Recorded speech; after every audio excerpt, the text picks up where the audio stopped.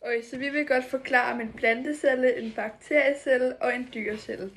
Okay, så vi vil starte med en plantecelle, og her har vi lavet den ud af noget clay. Det her, det er cellekernen. Den indeholder kernelægemet, som producerer ribosomer. Yes. Hvad er det, der er rigtigt? Og det her, det er en ribosom. Den originale, som danner protein. De her, så har vi lige forklaret om det her cellekern og ribosom. Ja, og det gælder for de der 6, de er ribosomer, og det er cellekernen. Og så kan I se her, den her blå store ting, der er her i midten.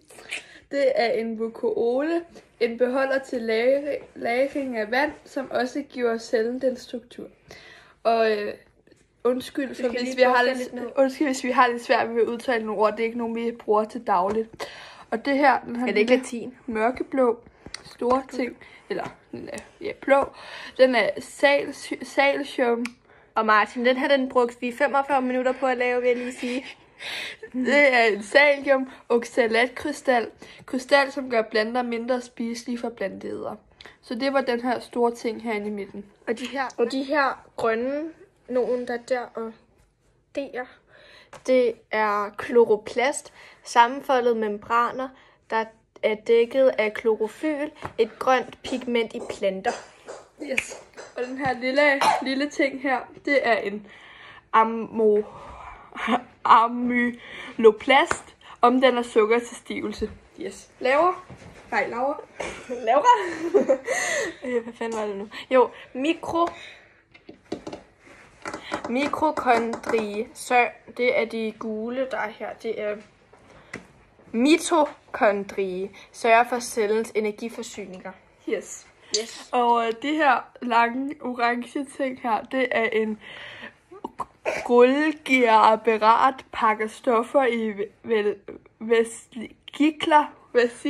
Ja. Yes. Og de her orange prikker, det er vesikel, et membransæk til opbevaring eller transport af stoffer. Yes. Og det var den det her, det er plantecellen, vi lige har forklaret her. Og nu går vi videre til dyrecellen. Er det det? Okay, yes. Vi starter med den her. Det her lyse her, det er en cellekerne. Og det her, det er et cellekernelegeme. Alt det her mørke her, som der er sådan rundt omkring, det er cellelegeme. Yes. Nej. Kernelegeme, undskyld. Og de her røde ting er lige her og der og nogle andre steder. Det er mitokondrie. Ja. Undskyld igen, hvis vi udtaler det forkert. Det her hvide noget, det er vakuole. Ja.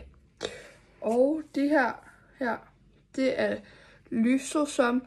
Og så har vi desværre ikke haft plads til flere, fordi at, så derfor kan vi lige vise et billede på computer her. Se her.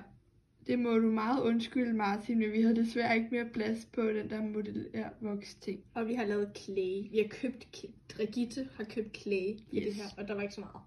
Ja, det var egentlig dyrecellen, og nu går vi videre til bakteriecellen.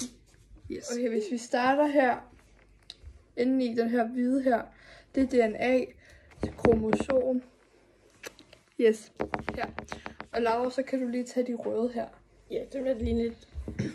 Og det her, det er plasmid. Yes.